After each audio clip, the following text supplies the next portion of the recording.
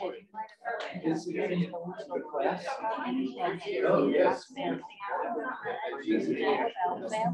a retirement party for Phil, and he got pretty emotional.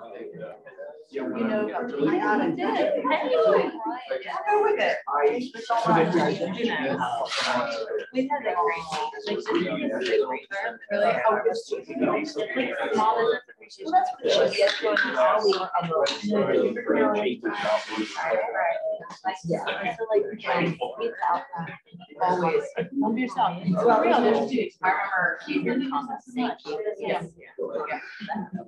I just know. No. Yeah. She goes. You go upstairs. Yeah, we're upstairs. No, I heard her name as I was standing up. No, I heard that's our favorite. I was like, oh, that's so funny. That's so funny. Oh no, I would say. I was like, what's wrong with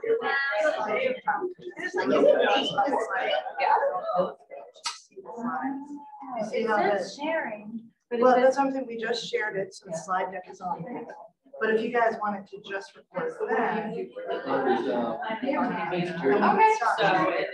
so it's just about whether or not the slides. And I would say we have to leave it out. yeah, it's great. Yeah, he just figured out how to share the slides. Outcomes of our students. Hiring somebody. Dissect, figure out what's working, what's not working, and then hopefully. Yeah. Hey, Susan, how are you? I saw you walking in. I had to go. No, I saw the two-man job. I saw it. It's like, and then I was like, normally they can help me get the boxes to my car, but they were. Yeah, COVID. I was like, getting up, and like helping me open the work. I did the box and shelves. We need like doors open. They usually do. Like I said, they do. I recommend. Like we have it right now. Like it's different. Sarah, nice to meet you. So Frank. Yeah. Okay. I think you made an email and all the things. So this is Jessica. It's a little funny. You know. Well aware. Yeah. Well, it's so hot. Wow, it's 80s. It's supposed to be 70s. It's just all a matter of timing. I told them you were coming. She probably got you. She's like, oh my gosh, is that hot? Yeah. Okay. Yeah, there. Probably, yeah.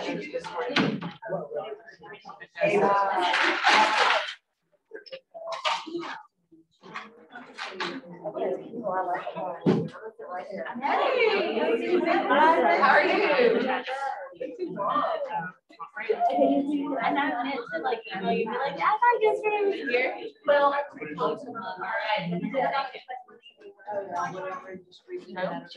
was going to introduce you to Megan. You know Megan? Yeah, absolutely. Yeah. And then, Totally. Yes, get food. Let me get a look of your delish. How are you?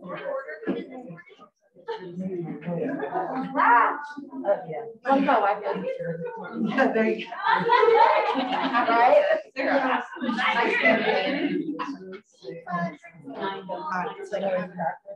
Well, she's got a Sarah Benoit.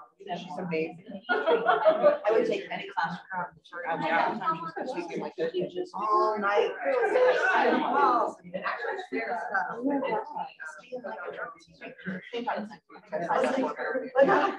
haven't slept in like 5 months.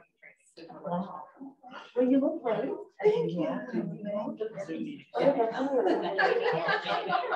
Oh yeah, no, it's been a while. I keep like laughing at how many people I run into. I didn't see you. I wasn't here. Yeah, I am too. Have you taken I have not. Yes. I've taken them from office and from. Okay. I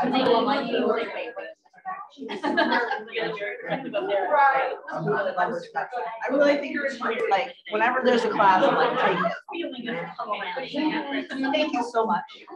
I actually brought it in. Yeah.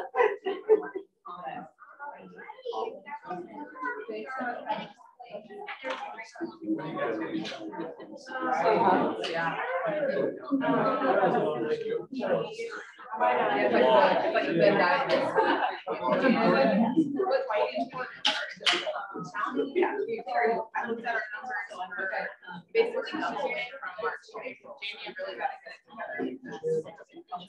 Yeah. Your new packaging.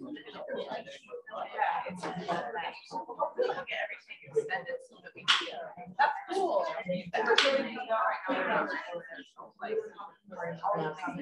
You can get them that down. So we pick it up like a tractor.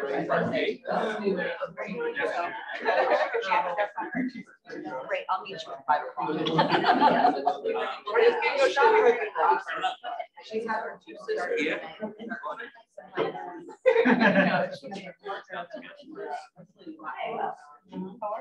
We don't know these.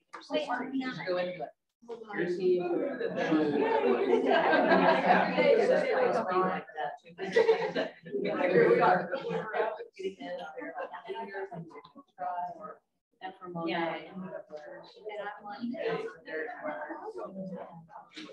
Yeah. That's what I do. I just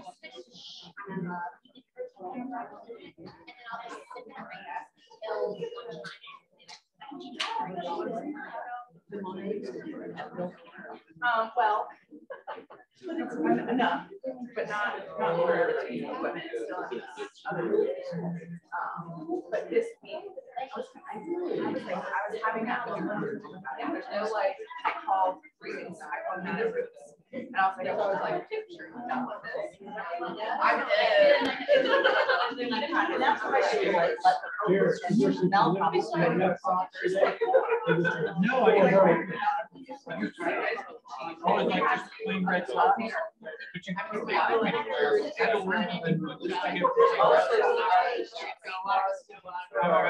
kind of all. And I'm excited.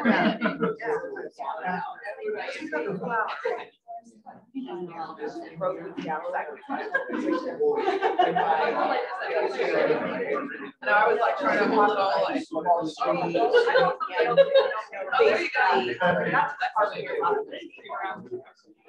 We have a bookstore and have a bar.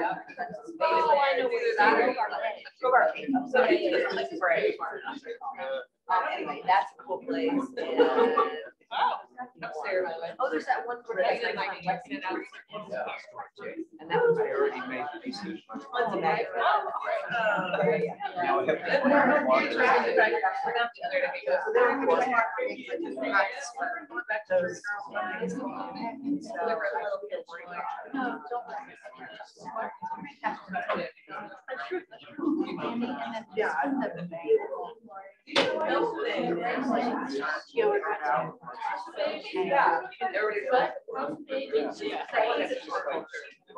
Yeah.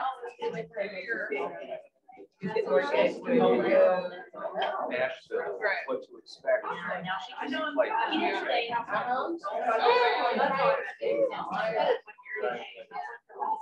I know it. We like met it. I was at a coffee with him. Yeah, like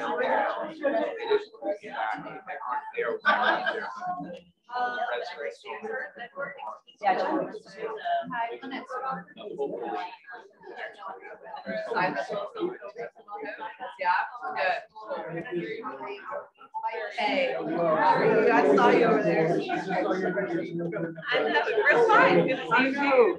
Who's your husband for me? I will. That's sweet. I love it. And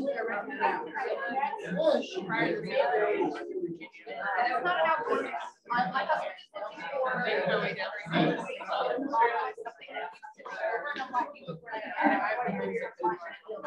is 54. Okay.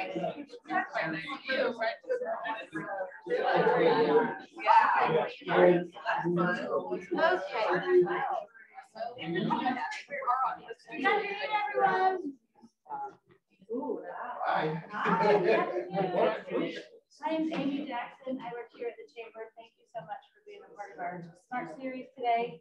First, I want to introduce our presenting sponsor, Ms. Amy Carpenter from Mission Health.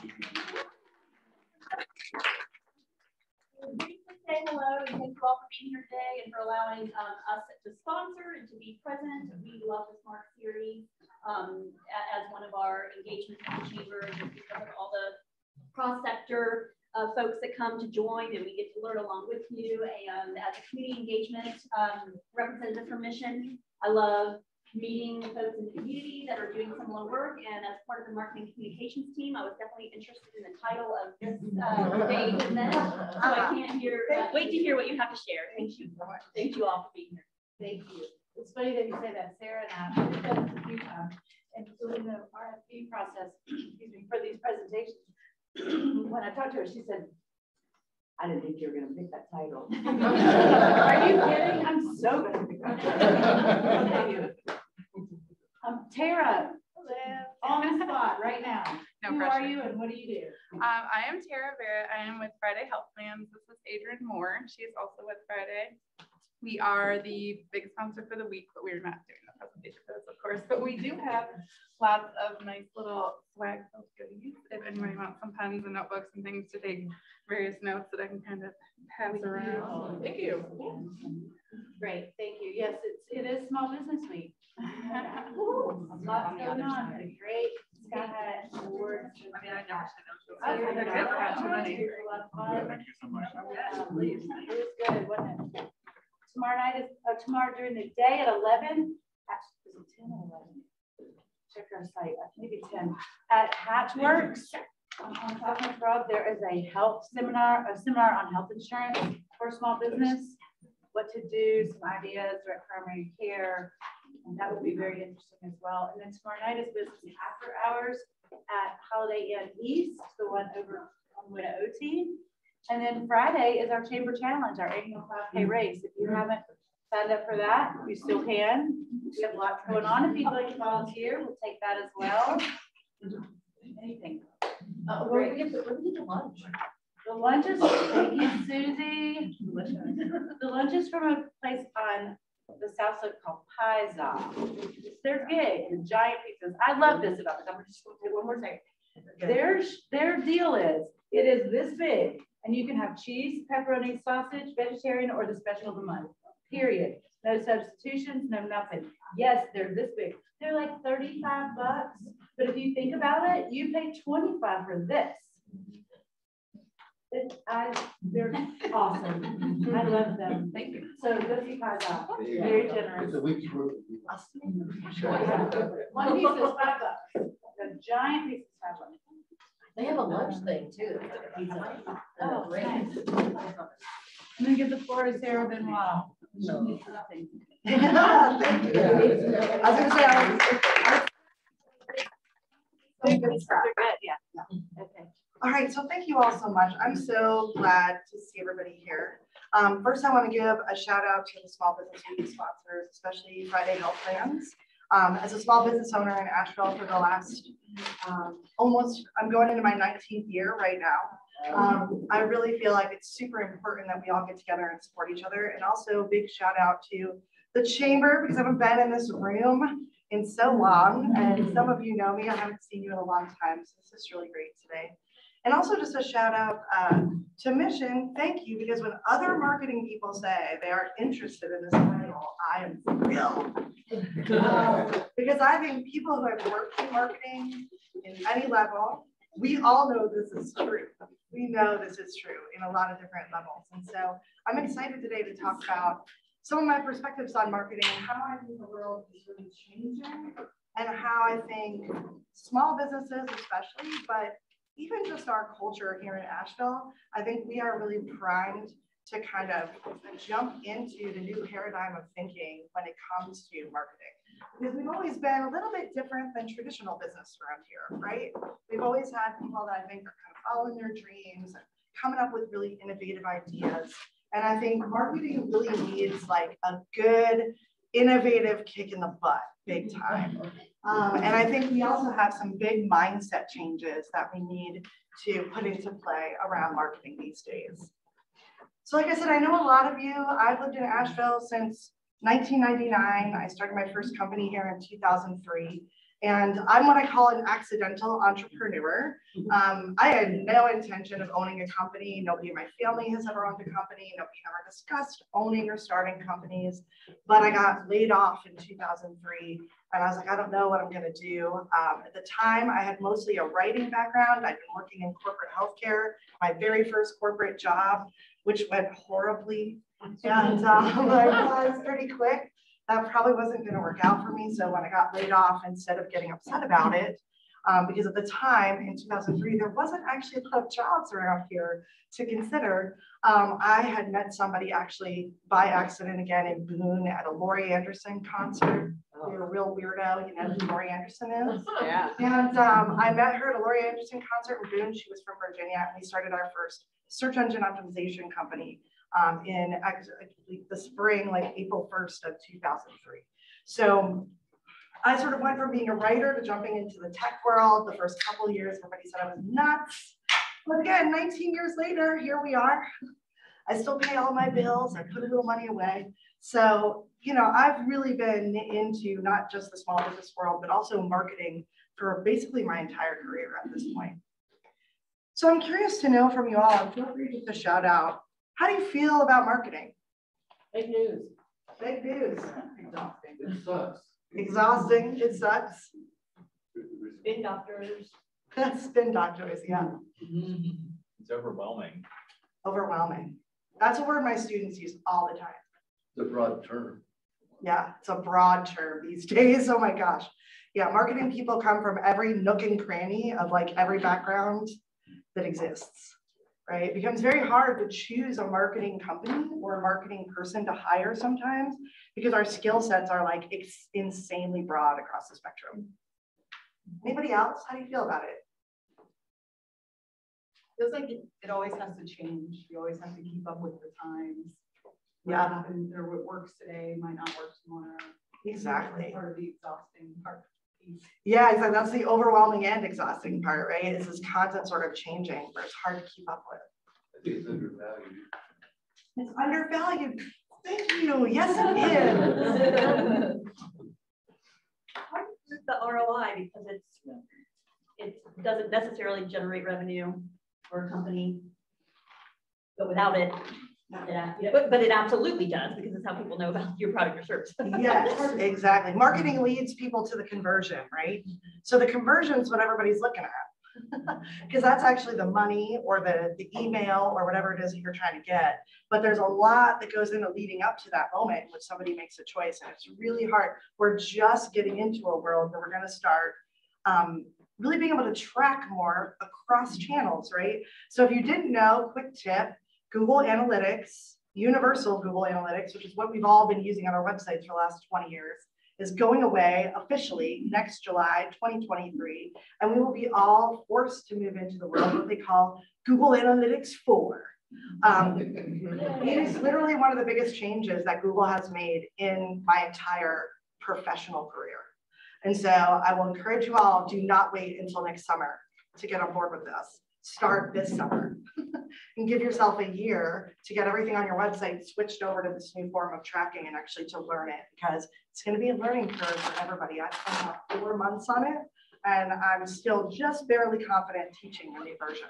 So I really invite everybody to put that on your calendar and think it through, especially if your website is really important to your business. Anybody else have feelings about marketing?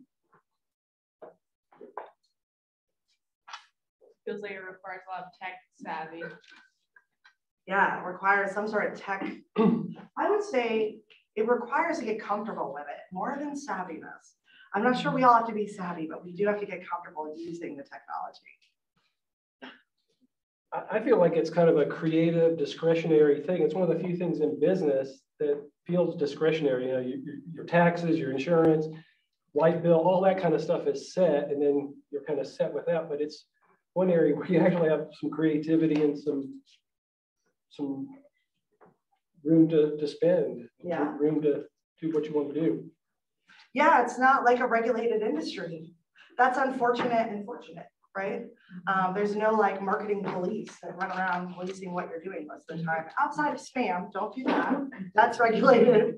But outside of that, right, as we're getting into more privacy and security laws, we're actually going to have to learn what it's like to have more regulation around marketing. That's something that we're talking about with ethics in marketing these days, right? Because it's kind of been the Wild West for a long time now, especially in the internet world. We've just been allowed to do what we want and track what we want. That's why I keep telling people Google's also getting rid of cookies, which is really going to change the way that all of us have been getting information about our websites. So I keep telling everybody, whatever tracking tools you have, I would milk them like crazy for the last few months that you're going to have them, because the way that we've been getting data is really changing, because the laws are actually starting to get made right now as we speak across the world. That's not just the US, right?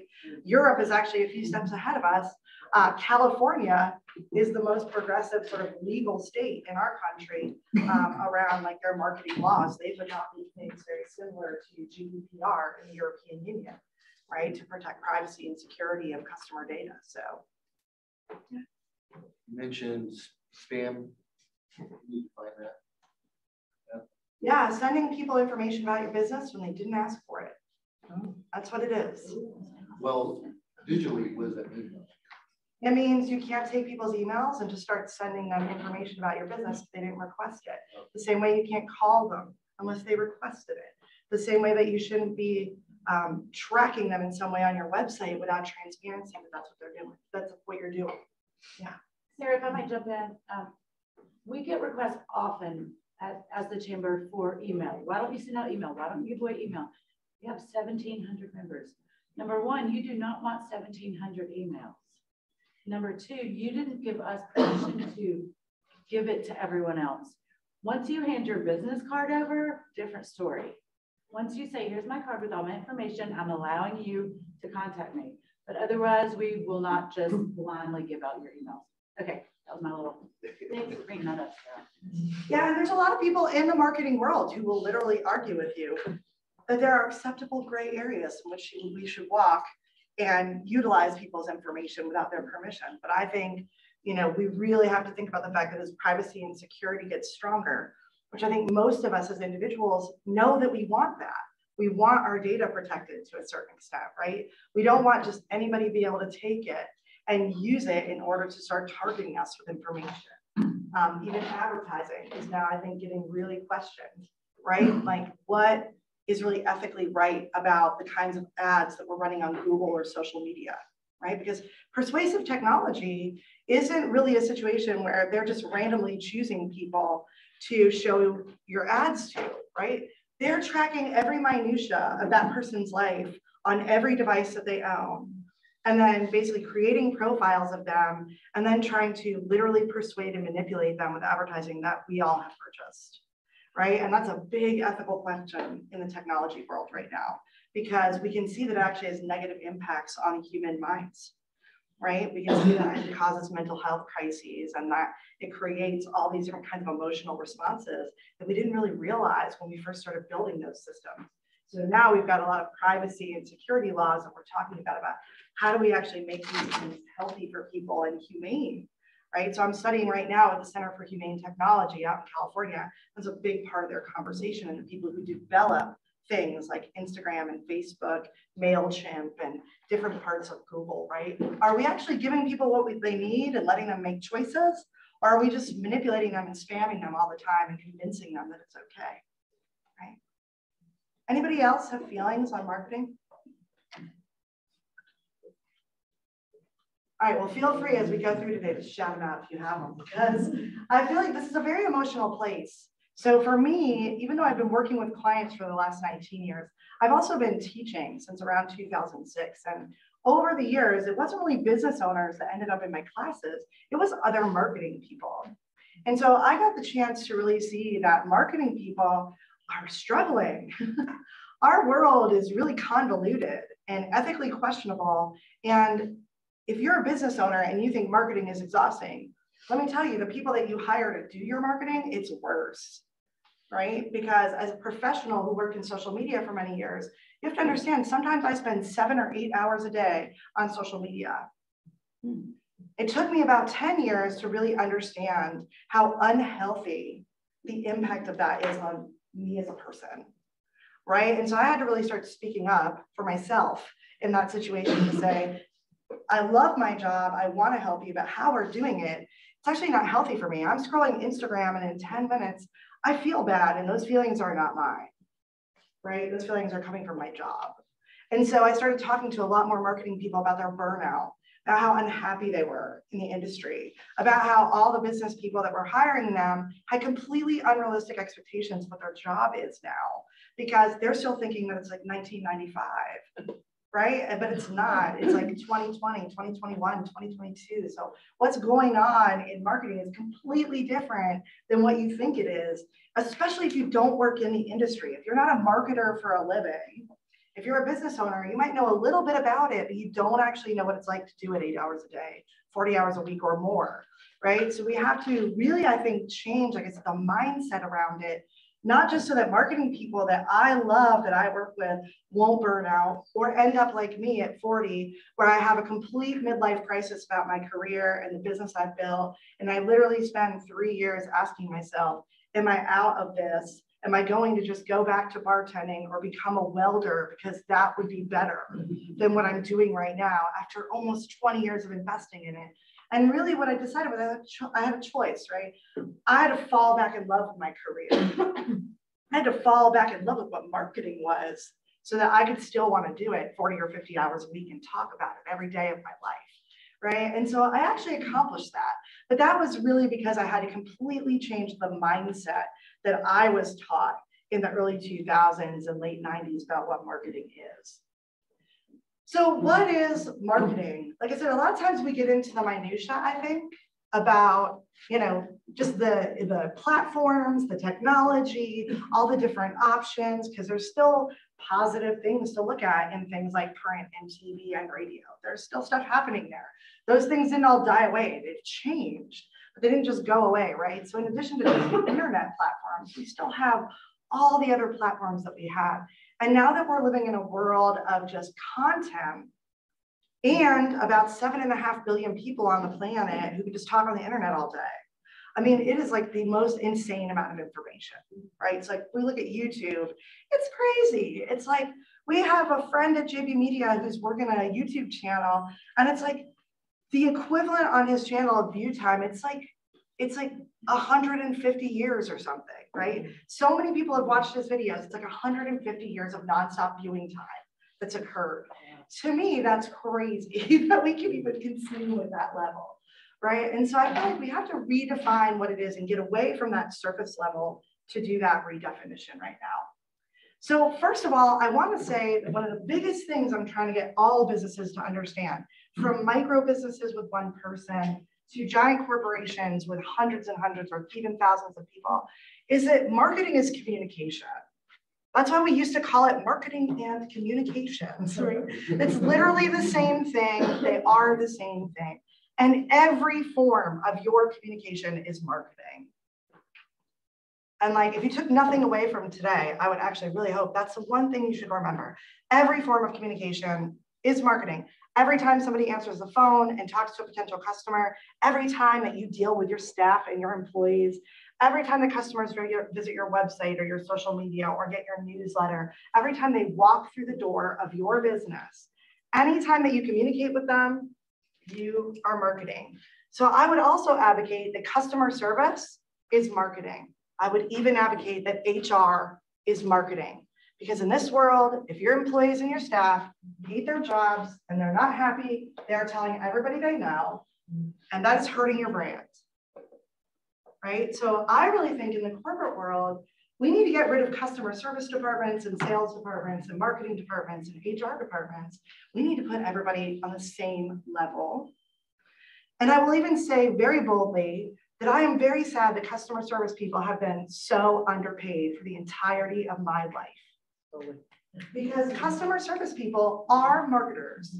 And I get very sort of bothered sometimes, especially when I'm talking about digital, when I'm dealing with a larger company where they have marketing people sitting in the tower that never talk to their customers, And they have people working the front desk that do it every day, but that front desk person makes $15 or $17 an hour, or just a few years ago, way worse than that, right?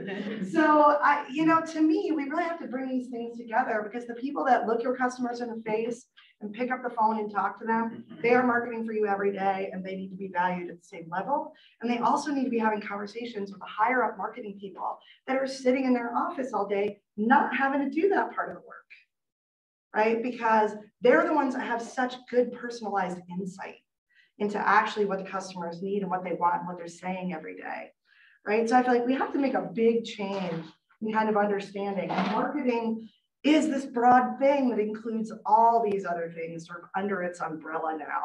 It's not really this sort of department that you put over here on its own. It actually is integrated into every single thing that your business is doing.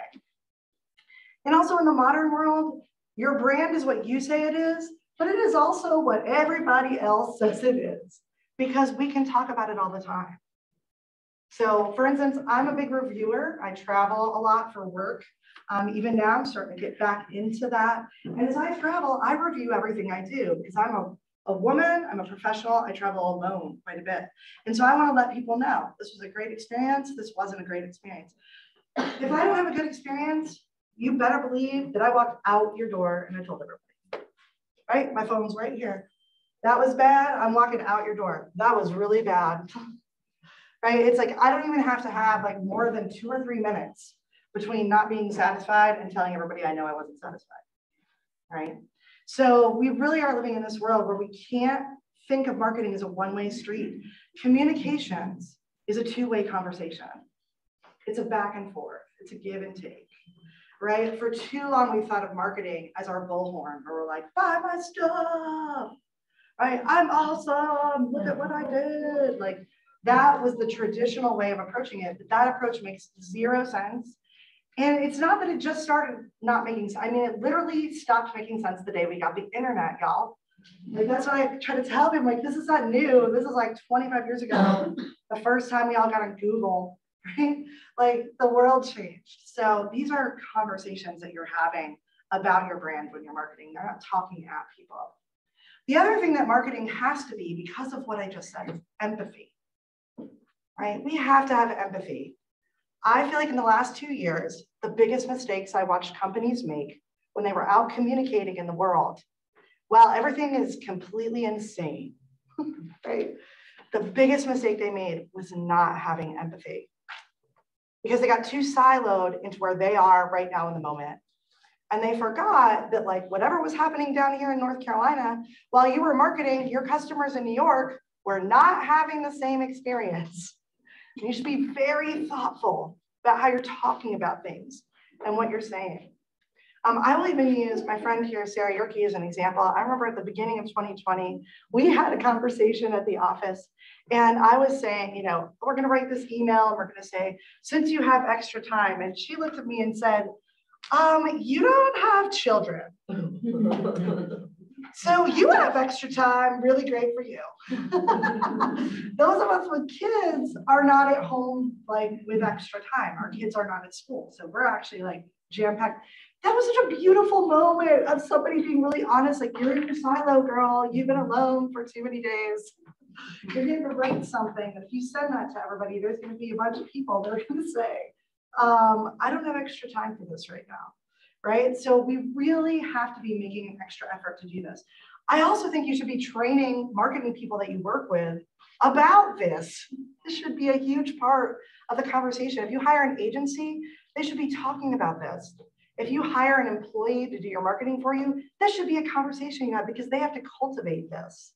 Not everybody just comes with the ability to be curious and to challenge their own prejudices and to stand in other people's shoes, and to listen before you speak and make judgments and say something.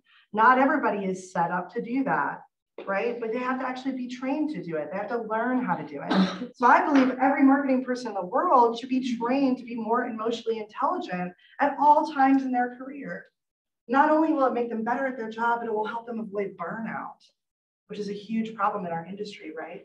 So we have to think of marketing as empathy itself. right? That you have different customers coming from different walks of life. They have different needs, different problems, different questions, different challenges. And so we have to be really thoughtful about the way that we're talking about things as a brand. One of my favorite people in the marketing world is Rand Fishkin. And he says, great marketers have immense empathy for their audience. They can put themselves in their shoes, live their lives, feel what they feel, go where they go, and respond how they respond. That empathy comes out in content that resonates with your audience. And I want you all to remember, in the digital world, when you market to everyone, you market to no one. So your audience is not one giant bucket of people. It is a whole bunch of smaller buckets of people that are more similar to each other, right? So again, we don't want to market as if we're talking to one group of our customers or one group of our potential customers. We really want to think about what are the problems that we're solving for people? Who are the best customers that we have? How can we categorize them a little bit into groups so we understand more what kind of content is really going to resonate with them, right? We want to be more specific in order to actually get more conversions. Where most people that I'm teaching or most people that I'm working with, they're like, yeah, but if I get more specific, I'm limiting myself. And I'm like, that's actually wrong. So sorry. You're not limiting yourself when you're being more niche oriented in your content. You're actually creating more opportunities for people to find you relevant and do something, right? So it's just the nature of having so many people at our sort of, you know, the edge of where our business is, right? Whether it's digitally or especially somewhere like Asheville, where we have a smaller city, but we have millions of people that come here, right? We have all these different people that we can attract into our business. They're all tourists per se, but they are not all the same. They are all sorts of different people. So we want to talk to those folks in more specific ways that are really relevant to them. Also, marketing is storytelling. I'm sure I don't have to tell everybody this. This is something that's been talked about for the last decade. Storytelling is a big part of marketing. But what I want to present is a little bit different perspective, and that is the science behind that idea, right? So one of the things about storytelling, so human beings were made for it. Our brains are made for it. It's like ancient. I always say that the internet, when you're on social media or you're online just in general, what you're actually seeing is what originally was the fire that people gathered around, right? So people would build the fire and everybody from the town would come and they'd all sing about who was king and who had babies and who got married and who was at war, right? They'd talk about it all. That is all we did with the internet. We just made it global and we made it available in our pockets, right? So we can get on there. But since the bards sang, right? Since the people gathered so that someone could share the history orally of the community, storytelling has been a part of human nature. It's who we are. And so our brains are literally wired for this. And storytelling to me is what creates emotion in our brains, right? Not just touchy-feely feelings, but I mean like the emotion that is actually literally the neurons firing in our brain, the chemicals in our brain, the things that happen. When stories are told, we actually create an emotional response. And humans like to think that we're rational and logical, and it's all complete BS. It's not true. Every neuroscientist will tell you we are not cognitive beings. We are emotional beings. And our decision-making and our memory are directly affected by our emotions, right? So we don't take any actions as human beings without emotion. It's actually impossible, no matter what you tell yourself about how rational you are, right? What happens is when we make decisions, the emotional and cognitive parts of our brain fire. And that's what helps us make the decision, right? And the more emotional experience we have in our brain, the more deeply things encode in our memory, right? So that's why storytelling really has to be a part of marketing, because in a world with 7.5 billion people and all these different companies and options for everything at their fingertips in their back pocket on their smartphone, we have to connect in order for them to think about it later and do something, right? It's really, really key. And so to me, like I said, the emotions that we build through telling our stories in marketing, number one, they're going to allow people actually to make the decision more easily. One of the studies that I really love is the more complex and difficult or stressful our choices are, our cognitive brain doesn't get stronger. Our emotional brain lights up more. So the more difficult or under pressure we are when we're making a choice to do something, The more that the emotional part of our brain, that's if you look back at that other slide, it's mostly the amygdala is a big part of this, right? So when we get stressed out or there's a lot of options to choose from or we're under a time deadline or something of that nature, that amygdala and the prefrontal cortex are going to do way more work for us, right? To help us actually decide what to do. So in my world, every purchase that has ever been made is a completely emotional experience. There really isn't anything that is solely logical or rational, right? It's that emotion that's going to drive us forward. And like I said, those emotions are going to make people remember what they saw, right? So literally the amygdala, again, when you have strong feelings about something, you're more deeply encoding it into your memory. So you're more likely to think about it later that day, or even think about it in a couple of days. It's also really interesting that when you feel positive things, you tend to remember like a more generalized experience in your memory, right? Things become sort of like warm and fuzzy. Like you had a great birthday party. You're like, everybody was there. They loved me, right? And you have this memory in your mind of the feeling of it all. When you have a negative experience, your memory encodes very specifically what did not work, right? So when you have negative sort of emotions around something, you're going to remember things in much more specific detail. This person looked at me weird. It was too hot in there. That person at the main desk or counter was mean to me, right? You know, these very specific reasons. And so that's where I think marketing also shifted from. When I first started out, we focused a lot on only saying good things. Never talk about anything bad, only say the good things in marketing and make everybody believe it's all okay. And then as the internet has continued and we've had this more relationship sort of communication aspect of marketing, we've had to realize sometimes we just have to tell the truth, right? Sometimes something didn't work, or sometimes our policies are not what you wanted, but they're going to stand, right? Sometimes we're even going to have to admit that we actually made a mistake in some way.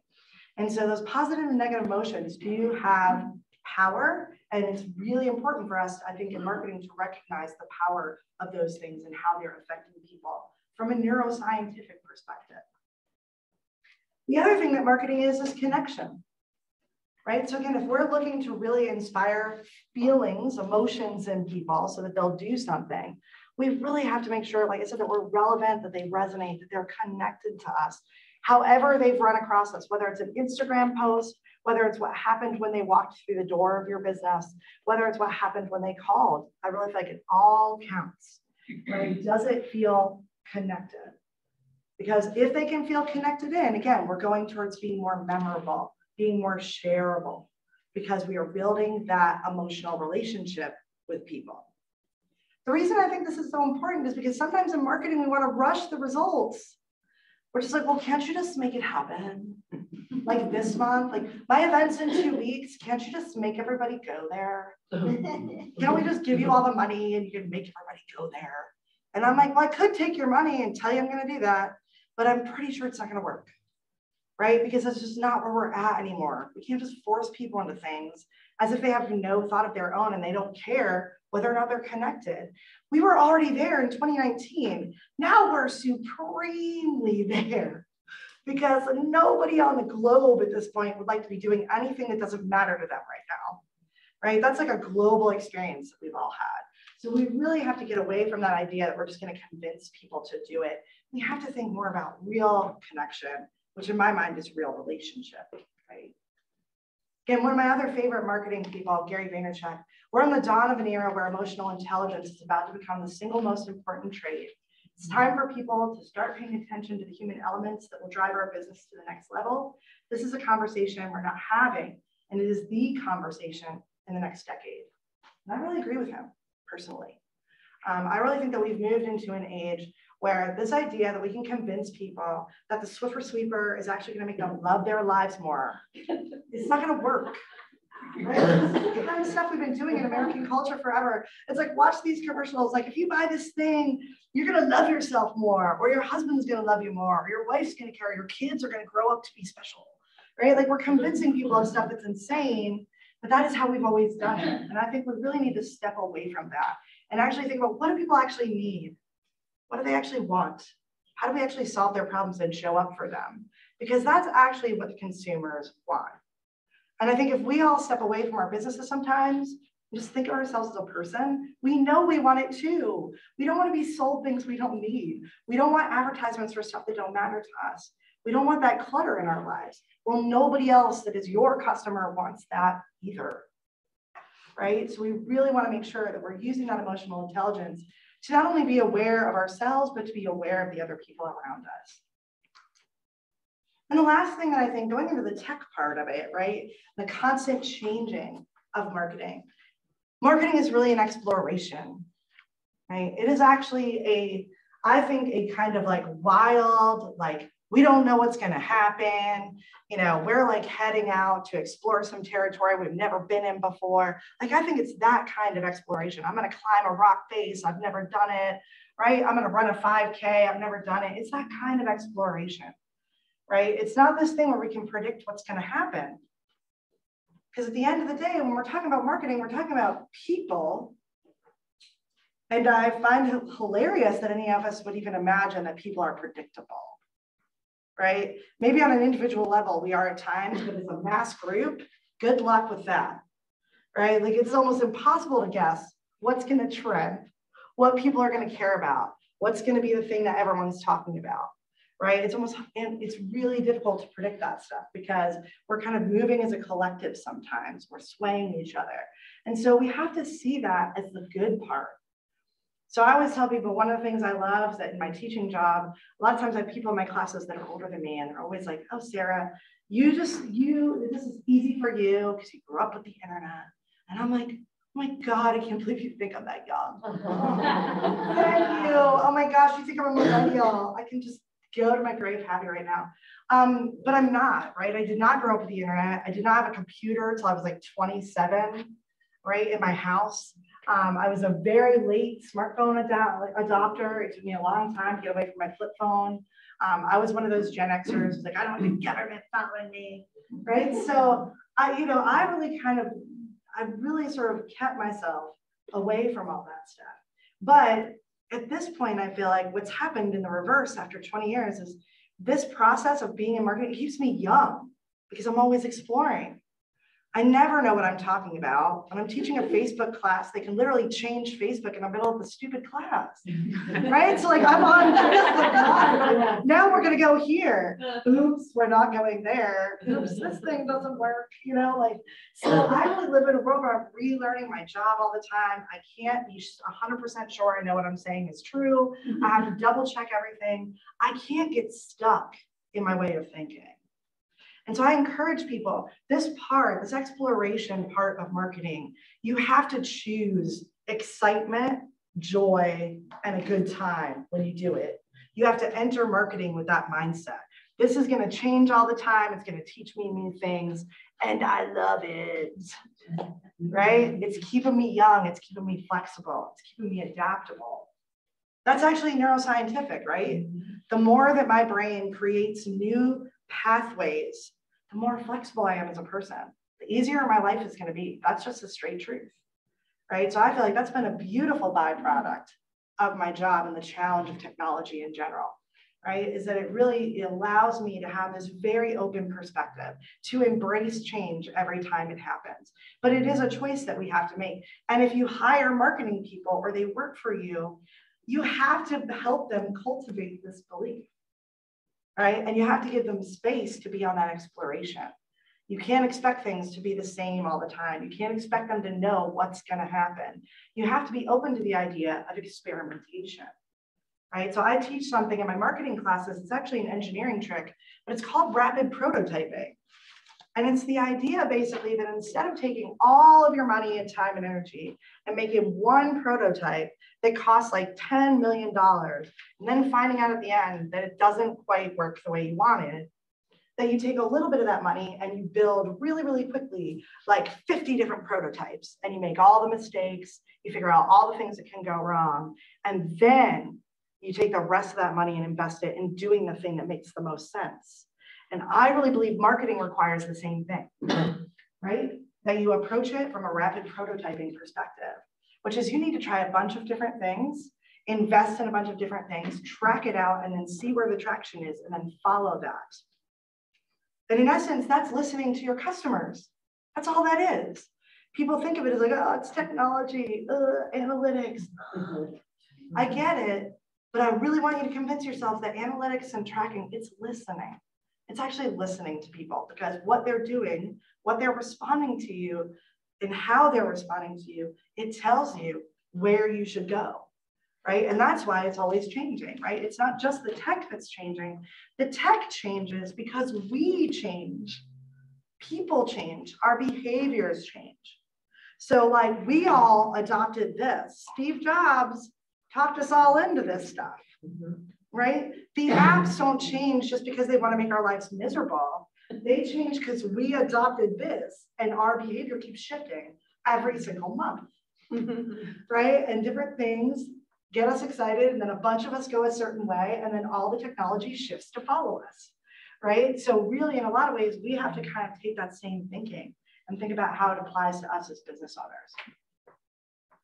I think this part is really about the customer journey, right? So when we think about exploration, this is where we get into mapping your customer journey. Now, in the old days, I think we always used to talk about in sales, kind of the sales funnel, right? People start with a bunch of options and they whittle it down to their best option they purchase. But that's not true. And that hasn't been true since we got the internet and we could start shopping there. And so now we really know that the customer journey is a circle.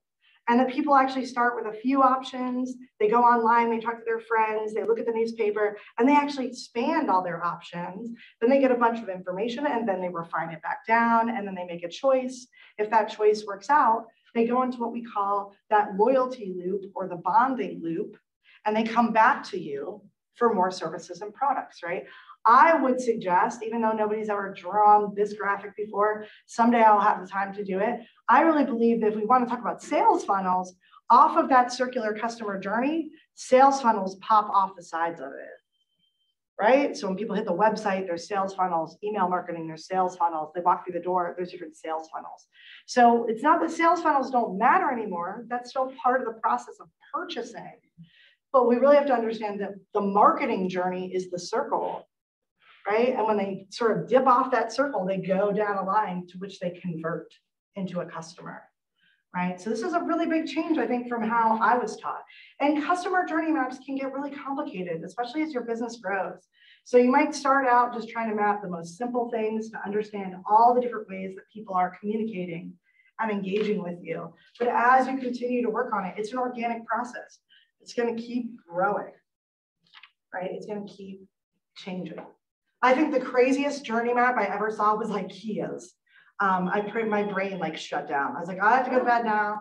I'm like, IKEA's journey map is too intense, right? Because that's a very large company. So they've got so many different channels in which they are drawing people into their brand. It was a really powerful thing to look at though, and to think about how much work they've put in to understand every aspect of their customer experience, from the people who are in the IKEA store all the way to the people who are on their social media or interacting with their catalog and things like that.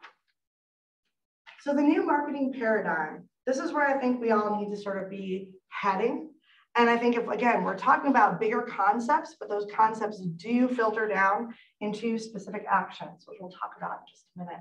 But I think this new marketing paradigm, the number one thing, I know I don't have to tell everybody in this room this, but I just want to say it so we can all leave here thinking about it, especially because it's Small Business Week. The number one principle of marketing is it's people first. It's not your business first. It's not your brand first. It's not money first. I know that hurts some people's feelings, but it's not. It's human beings first. They're the ones who spend the money. They are more important than the money. Okay, they're the ones who choose us. They are more important than the money. So how are we building healthier, more sustainable relationships with people? How are we impacting them in a way that is positive? How can we be of service to people who have problems that we can solve, who have needs that we can meet, who have desires that we can live up to, right? That's really what we need to do. We need to think about those people first. And again, if you're hiring marketing people, if you have a marketing department, I think those people need to be encouraged to see it from this perspective. Because let me tell you, as a creative person working in marketing, I'm way more motivated when I'm thinking about the people that we want to take care of than I am when I'm thinking about your bottom line, right? It's just not going to motivate me to get up every day. What's going to motivate me is to see people really being changed by whatever it is that I've promoted to them, or seeing them being really happy, having a great time, right? Feeling something positive, having their life just like handled in a different way. Like I said, solving problems, meeting needs. The other thing is collaboration. And I will take ownership that I am a bit of an anti-capitalist, right? Which again, weird when you're a business owner. But I am not a top-down pyramid thinker, right? I'm a circle thinker. And I believe we're all on the same level. And I don't want to fight with other marketing people and other marketing companies because we're arguing over who's going to get which check from who. I want to actually collaborate with other marketers. I want to collaborate with other creatives. As a web designer, I want to collaborate with other design companies and other coders. This might be one thing in the tech world I think we've done well in a lot of ways, right? There's a lot of cross collaboration in the tech world. The open source world is literally founded on the idea that we would collaborate even though we're all in the same industry. And I really believe in this. As a matter of fact, I've owned a company here called Creative Original since 2003, but I work for JB Media Institute. I became the lead instructor of JB Media Institute because in 2011, one of my main competitors in Nashville came and said, would you like to collaborate with me? I want to start an agency. I need some help, but I'd love to start a school and you could be the teacher. I was like, I'm in. And everybody was like, why are you getting into bed with your competition? I'm like, because he's nice. And he's got a bunch of skills that I don't have. And quite honestly, there's a bunch of things that he's ambitious about that I don't care about, but I want more money. So I will gladly be number 2 to this guy. And I've definitely made that work and made more money over the last few years, right? So I really believe in this principle. And in the small business world, we have to think from this perspective because we can't compete against Amazon.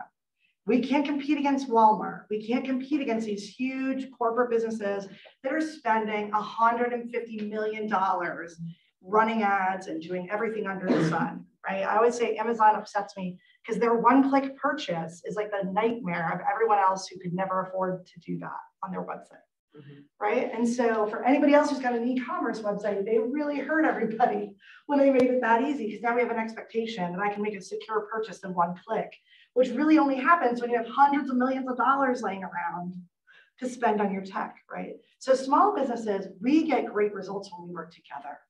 If you have a shared audience with another company, if you're targeting the same types of people as another business, whether you're directly in competition with them or you're just related, you can figure out ways to expand your reach and engagement online by partnering with them, by working with them. It's the same thing that influencer marketing has really shown us, right? When we work together and other people lend us their trust, we actually see a bigger return. So you saying that you're awesome and your company is awesome is great, but other people saying it's awesome is way better. Experimentation, I already touched on this, but I think the new paradigm, like I said, is a more rapid prototyping approach, right? It means we try a bunch of different ads. That's another tip. If you're running social media ads, especially, or Google ads, never make a campaign with one ad group and one ad. That's just lazy, y'all. Sorry to tell you that. You really need to have at least 3 to 5 ads in your campaign. Because if you're just running one ad, you're pretty much sure to fail. Because if that one thing doesn't work, you're not going to get results. But if I put 5 ads in there, 10 ads in there, do you know what Facebook and Instagram and Google and TikTok are going to do? They're actually going to test those ads, and whichever ones get the best response, they're going to focus all the energy onto that. So they're learning from the audience for you and helping you spend your money better when you actually expand out, right? So we want to experiment with things and then see what gets results, see what gets people excited and engaged. And I know a lot of people have talked about company culture. I think this is a really important thing for all brands to work on, even if you're one single person in a company. But I think company culture really sits on values. And this is something that whether you do your own marketing or you hire other people, everybody who's in this part of the communications need to be rooted in the values of the business. They need to understand it and they need to love it. If you know any marketing professionals or you are one, you know, sometimes you're like, I'm not taking that client because the truth is I don't like them and I don't believe in them, right? That's not to say they're bad people. It's just simply to say, I can't promote what you're doing because I can't get behind it. Right? And it doesn't matter how big the check is. If I can't get behind it, I'm not going to be good at that part of the job. Right? Because I have to have some level of my heart in it to be really creative and really empathetic. right? And those things are really, really key. So really understanding that as leaders, we have to communicate our values to people, that we have to talk to our marketing people about what those foundations are. Also, your core values, especially when you're a marketing professional, when you start to get burnt out and tired and stressed, like a lot of people did over the last 2 years, while everybody was yelling at everybody on the internet, we really find like when somebody can go back to the values and root themselves there, they're so much happier. It gives them a place to go back to and center and ground and then go back to the work, right? But if they don't have that, they just end up overwhelmed and stressed out. So what's the true north? Share that with people. How do you want your customers to feel? How do you want your staff to feel? And lastly, it's a practice. So I really think of marketing, again, not as a service, not as a job anymore. I really think of it as a practice. It's something I have to work on every day. I have to be prepared for it every day. I have to take care of myself every day to be in marketing and to be a healthy person and to connect with other people in a healthy way, right?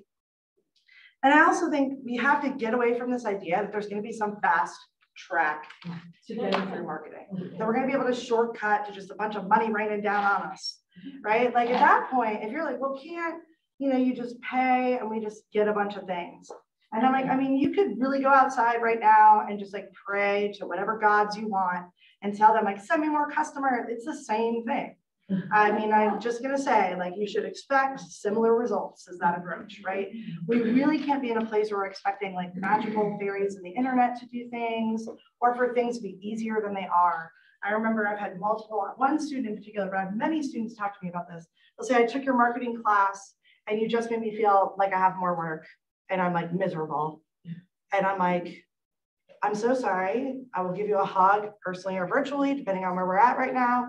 But I will also tell you, if you expected to take a marketing class and find out how you weren't going to do any work, you're insane. So sorry to kill it. I know that's like a great thing we all want to believe, that if we take a class or we learn more, everything's going to get easier. It'll get easier after you learn it and put it into practice. But you're still going to have to actually create this practice, right? And that's because if we're really trying to invest and build and maintain relationships, that's what we need to do. So how can these ideas be put into action? I'd love, as we wrap up the last few minutes, for anybody to shout out how they think they can put it into action. But for me, I just came up with things that I know I've been talking to students and clients about, right? So how do we take this information, put it into actual day-to-day action, right? Instead of thinking about it as a concept that we're talking about. So first, making that space for experimentation and testing and learning. If you have marketing staff, if you have a marketing agency, you need to talk to them about trying new things. Because if you don't tell them as the business owner that you are okay with them doing that to figure out what's going to be the best result, then they won't do it. They'll just keep spending your money the same way and getting a minor result because they're too afraid that if they try anything else, you'll get mad because there won't be the same results. Right? So we have to open up that sometimes we got to try new things and test new things. That's actually what you pay your marketing people for to a certain extent, right? Is this listening factor, this relationship factor. We also, with marketing people, we have to create workflows that promote creative and healthy relationships, right? So in between the creative people, they need to get along. The creative people and the customers need to have a relationship. And you need to give them space to actually have creative energy. Think about it. As a social media professional and a writer, you realize like I'm basically never allowed to have writer's block. I'm pumping content 7 days a week. I am never allowed to have a bad day. This week, my cat has been in the hospital for 4 days and now has a tumor. I'm working and I'm supposed to be creative every day. And that's going on, right? That happens if I'm working somewhere like JB Media and those folks create a world in which I have space, right? To deal with things and to get into my creative flow and work on it. But if there's a bunch of hard-edged, like limiting things, creativity doesn't flourish there. Then you're trying to force it, which I think if you're a creative person, you know, that never works, right? Most of creative people, when we're forced into it, we're like, see you later, not worth it, right? Because I really need some room for that creativity to flow. So we have to really get away from, I think, this old corporate thinking of like what the marketing day-to-day is like. I have some younger social media managers who've gotten yelled at by members of their own team for being on their phone.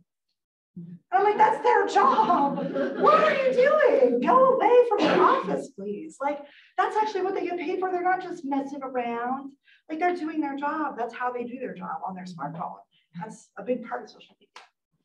And then bringing everybody together, listening to your customers, and like I said, embracing data as a way of listening. And like I said, if you have multiple people in the company, when you have marketing meetings, you need the marketing person, you need the owners of the company. Sometimes you need customer service people in there to talk about what kind of content people really need, right? So this is how we start to filter down these larger concepts into actual day-to-day actionable items where we change the way that we've kind of thought about it before. Because I even think with most marketing people, once I'm in a creative flow, I don't care if you think my lunch is supposed to be at 12. I'm probably working through it because I'm in a mode. I'm getting a bunch of stuff done. I'm writing, I'm designing, I'm doing different things. So if I want to take lunch at 3, I need to be able to do that. Like it's little things like that. It doesn't have to be a massive shift in something. It can really be little things like that that give people the space to really create marketing that's going to actually connect and actually really produce results over the long term. But anybody else have thoughts on how you can actually make these actionable or ways that you would put this into action?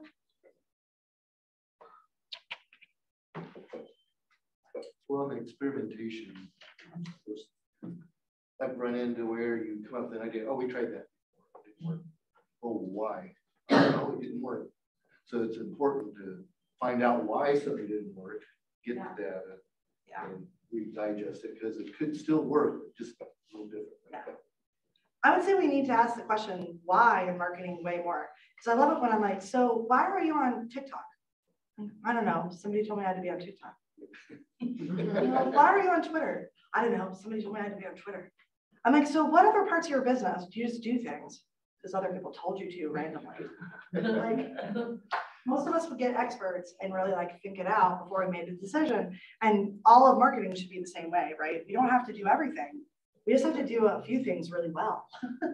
So don't believe the hype, right? Don't jump on board with things just because it's hype unless you really want to, right? Most of the time, I would rather use 1 or 2 tools really well and killed it and got results than had 7 or 8 tools and then all of them are getting, 12.5% of your attention. Because then none of them are actually going to produce results. Anybody else? We've been doing, with a couple of our clients now, we've been doing listening sessions when there's an audience we want to work with that we don't have any expertise in. So like the BIPOC community, like our entire team is predominantly white folk.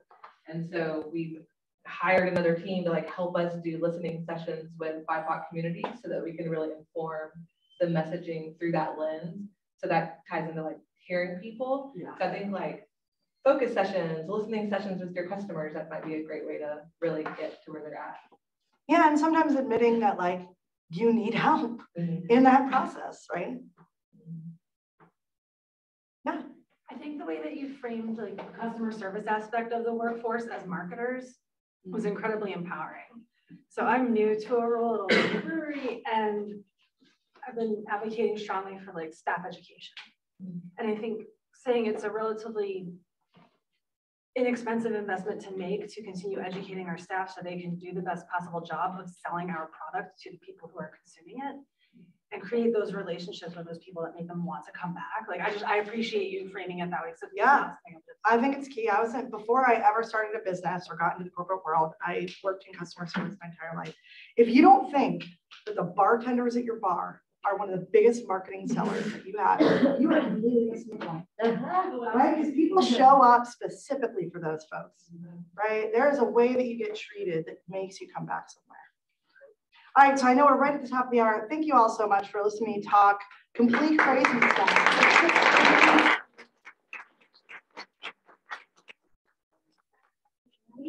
So you can go back over some of this. And also at the end, you have all my contact information. If you ever just want to grab coffee or talk about the stuff, I welcome it. Thank you all again. Thank you. Thank you.